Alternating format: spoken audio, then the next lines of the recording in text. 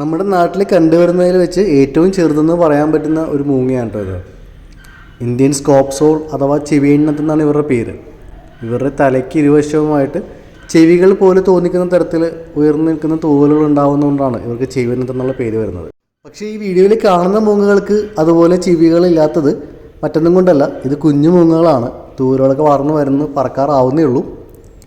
തീരെ ചെറിയ കുഞ്ഞുങ്ങൾ തൂവലൊന്ന് മുളക്കാത്ത പ്രായത്തിൽ നമുക്ക് കിട്ടിയതാണ്. കൂട്ടിൽ നിന്ന് താഴെ വീണ അവസ്ഥയിൽ അവിടെ നിന്ന് വളർന്ന് വലുതായി ഇപ്പോൾ പറക്കാവുന്ന അവസ്ഥയിലായിട്ടുണ്ട്. കുറച്ച് നാളോട് കഴിയുമ്പോഴായിരിക്കും ഇവർക്ക് തലയിലൊക്കെ തൂവലൊക്കെ വളർന്നിട്ട് അതുപോലെ ചെവികളൊക്കെ ഉണ്ടായി വരുന്നത്.